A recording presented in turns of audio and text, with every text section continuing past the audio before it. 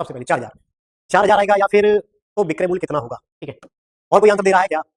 4000, आ जाओ देखो समझो सवाल क्या कह रहा है। लवली विक्रय मूल्य पर अपने लाभ लक्ष्य की गणना करता है। लवली जो है अपने लाभ की गणना किस पे कर रहा है? बिक्री मूल्य पर। बिक्री मूल्य पर अपने लाभ की गणना करता है। आगे लिखा है जबकि बंटी लागत मूल्य पर लाभ की गणना करता है। बिक्री ये लागत मूल्य पर अपनी लाभ की गणना करता है। वे पाते हैं कि उनके लाभ का अंतर 100 रुपए है यदि उनका विक्रय मूल्य समान है और दोनों को 25% का लाभ मिलता है। अच्छा, लाभ दोनों को कितना परसेंट है? 25% है। अच्छा, दोनों को लाभ 25% है तो मैं जैसे लिखूंगा लवली 25% को आप लोग लिखोगे 1/4, कितना? 1/4, ठीक। अब लवली जो है बिक्री मूल्य पर गणना कर रहा है लाभ का। अच्छा, बिक्री मूल्य मतलब वैल्यू कितनी यहाँ पे? 4। विक्रय मूल्य कितना? 4। लाभ कितना? 1। तो भाई साहब लवली का, क्योंकि लवली जो है 25% का लाभ ले रहा है तो उसका मतलब साफ साफ सी बात है ये विक्रय मूल्य पे ही लाभ की गणना कर रहा है, ठीक है। तो इसका विक्रय मूल्य कितना दे रखा है? 4। एक लाभ अगर कमा लिया तो लवली के लिए सीपी कितना होगा? 3। लवली के लिए सीपी कितना हो जाएगा? 3, ठीक है। उसके बाद बंटी के बारे में अगर मैं बात करूंगा, बंटी का भी लाभ 25% है। 25% का मतलब 1/4, लेकिन ये लागत मूल्य पर लाभ की गणना कर रहा है देखो, जबकि बंटी लागत मूल्य पर लाभ की गणना कर रहा है, लागत मूल्य। तो ये इसका सीपी है और ये इसका एक का लाभ हो गया। तो एक्चुअली में एक का अगर प्रॉफिट हो गया तो इसके लिए विक्रय मूल्य कितना निकल जाएगा? विक्रय मूल्य के लिए निकल जाएगा 5। विक्रय मूल्य कितना निकल जाएगा? 5, ठीक है मेरे भाई। क्लियर? यहां तक क्लियर कि नहीं? यहां तक क्लियर या नहीं?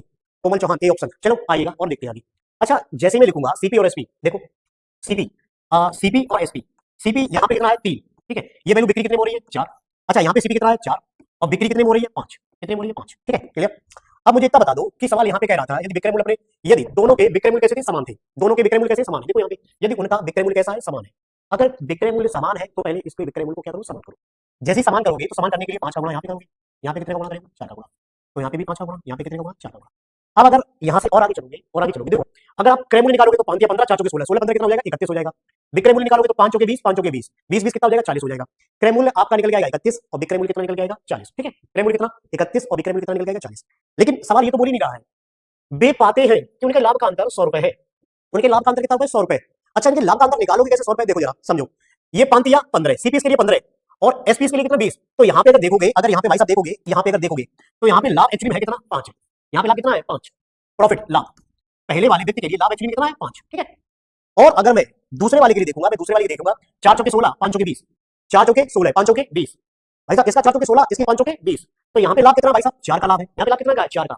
और बस यही कह रहा था उनके लाभ का अंतर 100 रुपए है। तो इनके लाभ का अंतर है कितना? 1 रुपए। कितना रुपए? 1 रुपए। 1 बराबर 100 रुपए। आपसे विक्रय मूल्य पूछा तो विक्रय मूल्य कितना होगा? और विक्रय मूल्य भाई साहब है कितना? टोटल 5 चौके 20 है। तो 20 की वैल्यू निकालोगे तो 1 बराबर 100 रुपए, 20 की वैल्यू निकल जाएगी कितनी? 2000 रुपए। कितनी रुपए? 2000। 2000 यानी कि ऑप्शन नंबर कितना भाई साहब? डी ऑप्शन हो जाएगा। कौन सा ऑप्शन? डी ऑप्शन, ठीक है।